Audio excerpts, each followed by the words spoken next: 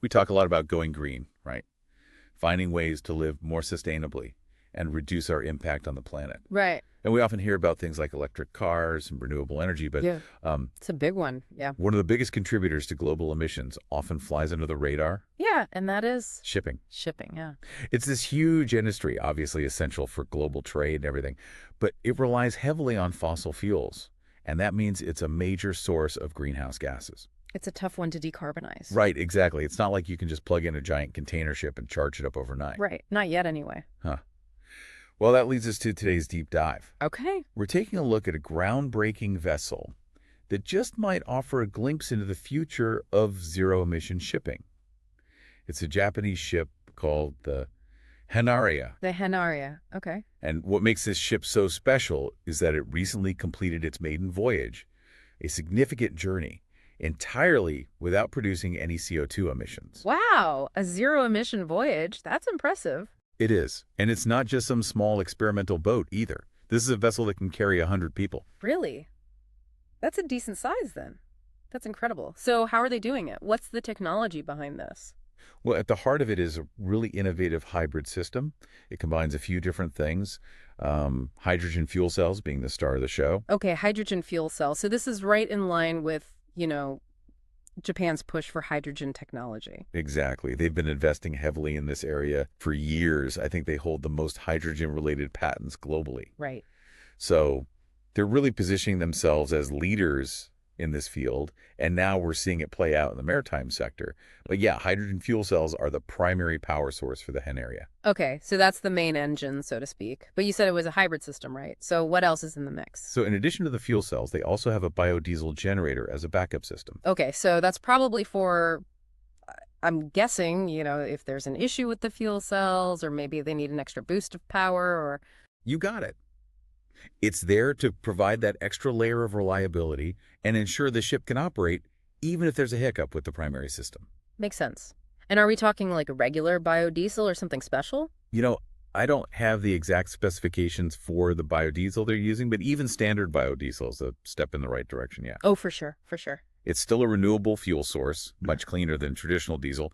And then on top of those two, they also have lithium-ion batteries. Ah, okay. So like what we see in electric cars. Yep, exactly the same idea. They store excess energy generated by the fuel cells and the biodiesel generator. Got it, got it. So they can use that stored energy when they need it. So, okay, let me get this straight. They've got the hydrogen fuel cells doing the heavy lifting, the biodiesel generator as backup, and then the batteries to store any extra juice. That's fascinating. It really is. And it's this combination that allows the Hanaria to achieve those zero-emission voyages. Yeah. And like you said earlier, this is a 100-passenger vessel. This isn't some tiny little thing. It's the real deal. Right. And it's the first large Japanese vessel to be powered by hydrogen fuel cells. So this is a pretty big deal then. I mean, I know Japan has been talking about hydrogen for a while now, but to see it actually being implemented on this scale is pretty remarkable. It really is. And it makes you think, if they can do this with a passenger ferry, what other possibilities are there for larger ships, like cargo ships or even cruise ships? Right. It kind of opens up a whole world of possibilities. But I'm curious, what's it actually like to be on board? Oh, I'm glad you asked, because, reading about the technology is one thing, but I was really curious about the actual experience. Yeah. It sounds like something out of a sci-fi movie, doesn't it? A ship gliding silently through the water, no smoke, no roaring engines. Right. And those on board the maiden voyage said the quiet was one of the first things they noticed. It's hard to imagine. What did they say? Well, apparently, even in hybrid mode, when both the fuel cells and the biodiesel generator are running, there's minimal vibration. But then when they switched over to full zero-emission mode, running solely on the hydrogen fuel cells, Yeah. they said it was like someone just hit the mute button on the engine noise. Wow. That must have been incredible. I mean, I love the sound of a boat engine as much as the next person, that kind of low rumble, Right. But to experience that level of quiet, especially on a large vessel, it would have to feel pretty futuristic. Yeah, and on top of that, no diesel fumes. Oh, right. That's a game changer, especially for people who are prone to seasickness. Yeah. I get queasy just thinking about those fumes. Yeah, it's definitely a more pleasant experience all around. And there were even some comments about, a sense of eco-satisfaction from the passengers on board. Eco-satisfaction. Yeah. I like that. It makes sense, though, right? It's one thing to know intellectually that you're on a greener vessel, reducing your carbon footprint, Right. but to actually feel it, to experience that lack of noise and smell, it makes it much more tangible, much more real. Right. You're not just hearing about sustainability, you're actually experiencing it. And that can be really powerful. Absolutely. So, we've been focusing on the technology, and for good reason. It's incredibly impressive. Yeah. But the Hanaria is more than just a technological marvel. It represents a successful collaboration, a real testament to what's possible when different sectors come together with a shared goal. Yeah, it's a great example of a public-private partnership. Exactly. Yeah. You've got the Nippon Foundation, a private nonprofit leading the charge, providing funding and overall vision. Right. And then they partnered with some of Japan's top shipbuilders to actually design and construct the vessel. Makes sense. And of course, you can't forget Toyota, a global leader in fuel cell technology. They brought their expertise to the table. Right. Their hydrogen fuel cell technology is some of the most advanced in the world. Exactly. So you've got these different players, each with their own strengths, coming together to make this vision a reality. It's pretty inspiring, honestly. It is. It shows what can be accomplished when you have that kind of shared commitment to innovation and sustainability. Absolutely. But let's shift gears a little bit. As amazing as the Hanaria is, it's just one ship, right? Right. It's a fantastic proof of concept. But what needs to happen for this to go beyond a single vessel and become a more widespread solution? That is the million-dollar question, isn't it? And, it's not a simple answer. There are a lot of pieces to this puzzle, but I'd say one of the biggest challenges is scaling up hydrogen fuel production. Okay, yeah, that makes sense.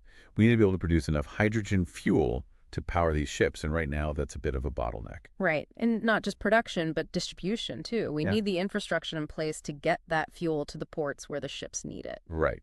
Because, it's not like they can just pull up to any old gas station and fill up their tanks, right? Exactly, We're talking about specialized refueling infrastructure, and that requires significant investment in planning. And, this is something that even the CEO of Motana Sea, the company operating the Hanaria, has acknowledged. Oh, really? What have they said about it? Well, they've been very open about the fact that the lack of existing infrastructure is a major factor contributing to the cost of hydrogen fuel. Right, because right now it's more expensive than traditional fuels, right? Exactly. And so it's kind of a chicken or the egg situation. You need the demand for hydrogen fuel to incentivize building the infrastructure, but the infrastructure needs to be in place to make it a cost-competitive fuel source. Yeah, I see what you mean. It's a classic catch-22. Yeah. But it's not just about the fuel itself, is it? There are other challenges too, right? Absolutely. The technology itself, while incredibly promising, is still relatively new. Okay. We're talking about complex systems operating in a very demanding environment. The open ocean is no joke. Huh. No, it's not. So what does that mean in terms of challenges? Well, we need to ensure that these hydrogen fuel cell systems are robust enough to handle the rigors of sea travel. They need to be reliable, durable, and of course, safe. And that requires ongoing research, development, and testing. Okay, so there's that aspect. And then what about the regulatory side of things? Are there maritime regulations in place that support or, conversely, hinder the adoption of hydrogen fuel? Yeah, that's another important piece of the puzzle. Most existing maritime regulations were developed with traditional fuels in mind. Right, makes sense. So there's a lot of work to be done in terms of updating safety protocols and establishing clear guidelines for things like hydrogen bunkering, which is the process of refueling a ship with hydrogen. Right, so it's not just about building ships that run on hydrogen. Yeah. It's about creating a whole ecosystem to support this new technology and ensure its safe and efficient integration into the maritime industry. Exactly. It's a systemic shift, not just a technological one. It's a massive undertaking, for sure. But you know what gives me hope? The Hanaria team seems to get it. They're not just sitting around waiting for all the answers to magically appear. They're actively tackling these challenges head on. Right. They're not shying away from the hard stuff. Exactly. And that's what's so encouraging. They're treating this ship as more than just a demonstration project, Right. It's like a floating laboratory. Exactly. They're collecting tons of operational data, analyzing the performance of all the systems, identifying any issues or areas for improvement. And that kind of real-world data is invaluable. Absolutely. It's one thing to test things out in a controlled environment, but out there on the open water, That's where you really learn what works and what doesn't. Right. And that data they're collecting, it's going to be crucial for convincing other companies to take the plunge, to show them that this technology is not only viable, but that it can be profitable in the long run. Right, because ultimately we need to see widespread adoption for this to have a real impact on global emissions. Absolutely. And speaking of impact, they're not just focusing on the technical side of things. They're also thinking about the public perception of this technology. Oh, that's right. They're going to be using the Hanaria for scenic cruises around Yeah. Kitakyūshū. Exactly. I read about that. It's a brilliant move, if you ask me, because, people can read about hydrogen fuel cells and zero-emission ships all day long. Yeah. But to actually step on board, to experience that smooth, quiet ride firsthand, Right. that's what's going to change minds and create excitement for this kind of technology. Absolutely. Seeing is believing, as they say. And when you can give people that tangible experience, it makes the idea of a greener future feel much more real, much more attainable. Exactly. It's about more than just building a cool new ship. It's about changing the way we think about maritime transport, about showing the world that a zero-emission future is within reach. It's a powerful message, and I think it's one that's going to resonate with people. I agree. And, it's not just about the environment either. I mean, imagine a world where cruises and ferries were actually known for being quiet and peaceful, with no exhaust fumes to pollute the air. Right. It would transform the travel experience, especially in coastal areas and port cities. Yeah, it would be a huge win for tourism, for public health, for everyone, really. Exactly. So, as we wrap up today's deep dive, I have to say I'm feeling a sense of cautious optimism. There are still challenges ahead, no doubt about it, but the Hanaria represents a significant step in the right direction and a hopeful glimpse into a cleaner, quieter future for shipping. I agree. It's exciting to see this kind of innovation taking shape, and I'm really curious to see where things go from here. Me too. And on that note, we're going to have to leave it there for today. We hope you enjoyed this deep dive into the world of zero-emission shipping. Until next time.